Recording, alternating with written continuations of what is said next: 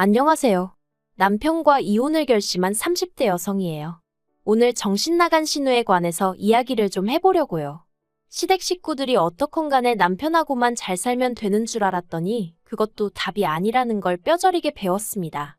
특히 남편에겐 저보다 1살 어린 여동생, 그러니까 신우가 있는데 이 신우가 진짜 개망나니가 따로 없네요.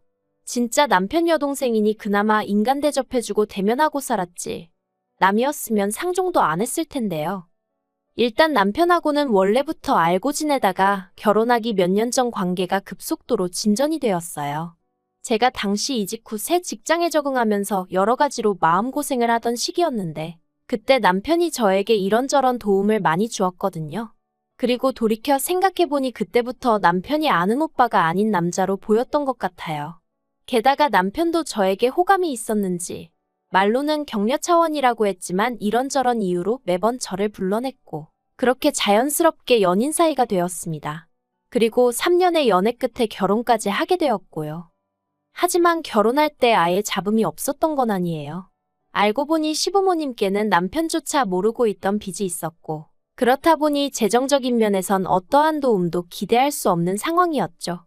반면에 친정에서는 제가 맞이이기도 하고 개운이다 보니 해주시겠다는 것도 많았고 그만큼 남편 쪽에 바라시는 것도 많으셨거든요.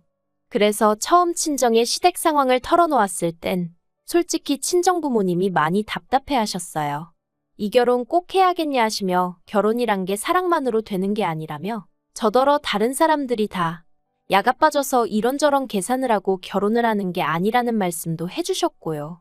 하지만 그때 전 눈에 콩깍지가 씌어도 단단히 씌어 있었고 원래 사람이 하지 말라면 더 하고 싶어지잖아요. 정말이지 도저히 남편과 헤어질 자신이 없었습니다. 그리고 남편이란 사람 하나만 두고 말하자면 적어도 그때 당시엔 저에겐 좋은 사람이었거든요. 그래서 제가 정말 열심히 친정부모님을 설득했어요. 돈은 살면서 착실히 모아가면 되지 않겠냐고, 능력도 있고 인성도 좋은 사람이라고. 그리고 남편도 남편대로 저희 친정부모님께 앞으로 자기의 인생계획서를 써서 드리기도 하고 친정아버지랑 따로 남자 대 남자로 면담도 하고 나름대로 노력을 하더라고요. 그리고 이런 저희들에게 결국 자식 이기는 부모 없다는 말처럼 친정부모님이 두 손 두 발 다 들어주셨죠. 친정에서 결혼식 비용도 다 대주셨고 집 구하는데 1억이란 목돈도 해주셨어요. 거기에 제가 모아둔 돈도 따로 있었고요. 반면에 남편이 해온 건 자기가 모아둔 4천만 원과 할부가 남아있던 6년 된 자동차 한 대가 전부였죠. 그래서 남편과 상의 끝에 허례허식은 생략하자 했어요. 제가 비록 사랑에 눈이 멀었다곤 해도 해주는 거 없는 시댁의 친정부모님 주머니 털어 이것저것 채워 넣을 만큼 속이 없진 않았거든요. 그런데 막상식을 올리고 나니까 어머님이 한 말씀 하시더라고요. 남들은 자식 키워 장가 보낼 때 고생했다고 가방 받고 돈 받고 심지어 당신 아는 집은 사돈 내서 차도 바꿔주더라는데 저희는 어째서 예단도 하나 안 보낼 수가 있느냐고요. 황당했죠. 그래도 다행히 남편이 먼저 나서서는 내가 해간 게 없는데 뭘 바라냐고 어머님한테 무안을 주대요. 그래서 저도 더는 그냥 말을 안 하긴 했는데 사실 결혼 전에는 제가 어머님 아버님 뵐 일이 몇 번이나 있었겠어요. 처음에 시댁에 인사드리러 갔을 때 한 번, 그리고 상견례 자리에서 한 번이 전부였거든요. 그리고 그땐 시부모님 두 분 다 워낙 말수가 없으시기도 했고 저도 저대로 긴장을 많이 했던 탓에 솔직히 어떤 분들인지 파악하기가 쉽지 않았죠. 그런데 막상 식을 올리고 나서야 좀 뻔뻔하시단 생각이 들대요. 한편 저희가 결혼하고 몇 달 지나지 않아 어머님 생신이었는데 신우가 자기 애인이라며 남자를 한 명 데리고 왔어요. 그리고 제가 보니 남자가 인물은 없어도 사람이 서글서글한 게 성격도 좋아 보이고 무엇보다 신우한테 무척이나 잘하더라고요. 뭐 2-3시간의 짧은 시간이었지만 행동 하나하나에 배려가 있었달까요? 그리고 이튿날 신우가 저에게 연락을 해와서는 어제 자기 남자친구가 어땠냐고 묻길래 느낀 그대로 얘기를 해줬네요. 참고로 이때는 저랑 신우의 사이가 그럭저럭 좋은 편이었습니다. 신우랑 제가 나이가 1살 차이가 나고 제가 엄연히 윗사람이긴 했지만 개월수로는 반년도 안 되는데 새언니 소리가 안 나온다고 징징거려서 제가 어른들 계실 때는 조심하고 아닐 때는 편할 대로 하라고 했더니 신우 말로는 제 성격이 너무 좋아 보여서 친하게 지내고 싶었다나요? 아무튼 저도 신우랑 날 세워서 좋을 게 뭐가 있겠나 싶어서 그럭저럭 우호적인 관계를 유지하고 있었죠. 하지만 신우가 저니까 하는 말이라면서 솔직히 결혼하기엔 너무 좋은 조건인데 얼굴만 보고 있으면 기분이 나쁘다는 거예요. 그래서 제가 그게 무슨 소리냐니까 남자 얼굴이 너무 못생겨서 가끔은 화도 난다나요? 황당했죠. 결혼 이야기가 오가는 상대의 외모를 그런 식으로 평가한다는 게. 듣다 못한 제가 신우더러 그러면 안 사랑하는 거 아니냐고 물었습니다. 사랑하지도 않는 사람하고 결혼을 왜 하려고 하냐고. 차라리 헤어지라고 했죠. 그랬더니 그렇게는 못한대요. 돈도 잘 벌고 자기 ATM이라나 뭐라나. 너무 충격적이었어요. 하지만 그렇다고 제가 신우한테 이러쿵저러쿵 말하기도 그렇고 그래서 사람들이 결혼할 때 사랑만 가지고는 안 된다고 하지만 그래도 사랑이 있어야 살 수 있는 것 같다고 애둘러 한마디 했거든요. 그런데 신우가 그냥 피식 콧방귀만 뀌고 말대요. 그리고 결국 그 둘은 그해 결혼을 했습니다. 남들이 부러워할 만한 결혼식이었고 남자 쪽에서 비용도 다 냈다고 들었어요. 그리고 결혼식장에서 화장실에 갔다가 우연히 어머님 지인분들이 저희 어머님은 제주도 좋다며 아들, 딸 다 돈 한 푼 안 들이고 결혼시키는 거 보면 대단하다고 말씀하시는 걸 듣게 되었는데 기분이 썩 좋지는 않대요. 그런데 문제는 신우가 결혼 후에도 정신을 차리지 못하더라고요. 듣자 하니 시매부는 정말 신우뿐만이 아니라 저희 시부모님한테도 극진하게 잘했는데 신우가 시매부를 정말 남보다도 못하게 대했어요. 가족들 다 모인 자리에서 외모 가지고 비하를 하기도 하고 어떻게든 깔아뭉개려고 혈안이 된 사람 같더라니까요. 오죽하면 어머님도 신우한테 제발 작작 좀 하라고 한마디 하셨을 정도였죠. 하지만 정작 시매부는 늘 허허실실 웃으며 저 사람은 저런 성격이 매력이에요 하는데 아마 다들 말은 안 했어도 여러 의미로 대단하다 싶었을 거예요. 그런데 신우가 기어이 사고를 쳤습니다. 결혼하고 얼마 되지 않았을 때였는데 그날따라 신우가 쇼핑하고 싶다고 하도 노래를 해대서 같이 백화점에 가줬거든요. 시매부가 카드를 줬다며 가방을 사네 뭐를 사네 하는데 누가 신우한테 아는 체를 하는 거예요. 그러더니 신우도 이내 그쪽을 알아보고는 어머어머하더니 대학 동문이랍니다. 대학교 때 친하게 지내던 선배라나요. 그리곤 보아하니 둘이 커피라도 한잔하러 가고 싶었는지 콕 집어 뭐라고 말할 순 없지만 저에게 눈치를 주는 것 같더라고요. 그래서 제가 나는 볼 일이 생각났다고 먼저 가야 할 것 같다고 했어요. 그랬더니 아니나 다를까 신우가 기다렸다는 듯이 그러냐면서 얼른 가보라는데 좀 황당하기도 하고 저렇게 반갑나 싶기도 하고 아무튼 뒤에서 그 남자가 신우더러 아줌마 안 갔다느니 대학생 때 그대로라느니 헛소리를 해대는 게 귀에 쏙쏙 들어오대요. 그런데 그때 제가 자리를 비켜준 게 화근이었을까요? 그날 이후로 신우는 예전만큼 저한테 어디 가자 뭐 하자 하며 연락해오는 일이 없었고 저도 그 무렵 회사에서 승진을 하면서 맡은 업무가 늘어나 그런 신우의 변화에 신경 쓸 여유가 없었어요. 그리고 어떻게 보면 애시당초 신우와 올케가 친한 게 흔한 일도 아니었으니 신우의 그런 변화가 당연하단 생각도 들었고요. 하지만 실상은 그런 이유 때문이 아니었습니다. 알고 보니 신우가 계속해서 그 선배와 만남을 갖고 있었고 그래서 제가 굳이 필요치 않았던 거였죠. 신우의 위험한 불장난은 무려 1년 동안 계속되고 있었습니다. 그리고 제가 그 사실을 알게 된 건 정말 우연이었어요. 무슨 바람이 불었던 건지 그날따라 괜히 음식이 하고 싶어서는 아침부터 이것저것 뭘 많이 만들었거든요. 그런데 뭐에 홀린 듯이 음식을 하고 나서 보니까 저랑 남편 둘이 먹기엔 양이 너무 많더라고요. 그래서 어차피 시댁이나 신우네나 저희 집에서 그다지 멀지 않으니 조금씩 가져다 줘야겠다 싶었죠. 그리고 먼저 시댁에 전화를 거니 당연히 어머님 아버님은 좋다 하시대요.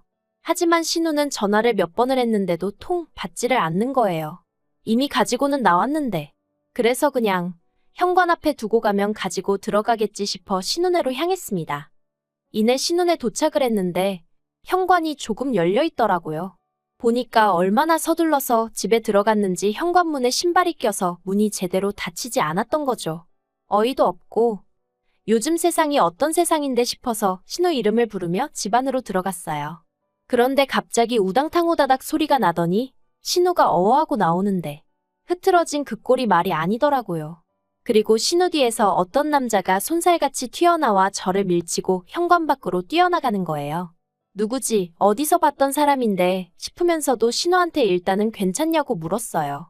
그러자 신우가 대답은 안 하고 저를 잡아 끌더니 지금 본 거 절대로 아무한테도 말하면 안 된답니다. 그리고 그제서야 저도 상황 파악이 좀 되더라고요. 그래서 제가 신우더러 이게 지금 무슨 경우냐고 한마디 했어요.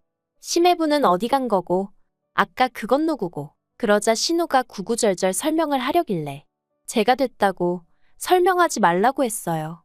그리곤 그냥 한마디 했습니다. 사정이 어떻건 간에 어떻게 외간 남자를 집에 들이냐고 그런 일은 하지 말라고요. 그리고는 신우한테 윗사람으로 그리고 친구로 한마디 더 하는데 정리하라고 했네요. 심해부 알기 전에 깔끔하게 정리하라고요. 이러다 심해부한테 걸리면 그 뒷감당을 어떻게 하려고 그러냐 했죠.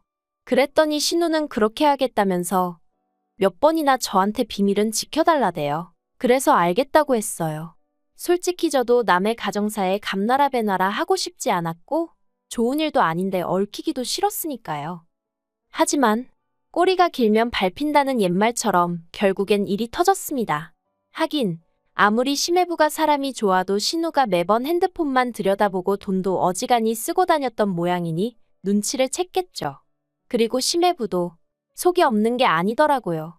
아버님 생신날 저희 부부, 신우네 부부 다 같이 꽤 이름난 호텔에서 식사를 하게 되었는데 심해부가 아버님께 선물이랍시고 제법 두툼한 봉투 하나를 건네더라고요. 그래서 저는 속으로 선물로 돈 100만 원 정도 드리는 건가 싶었는데 그 안에는 온통 신우와 어떤 남자가 찍힌 사진 그리고 신우가 써댄 카드 명세서. 아버님이 처음엔 이게 뭐냐고 들여다보시다가 나중엔 부들부들 떠시더라고요.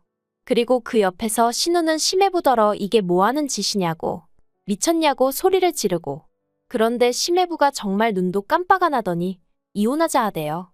너랑 그놈 다 고소할 거니까 합의금 잘 마련해두라면서 말이죠.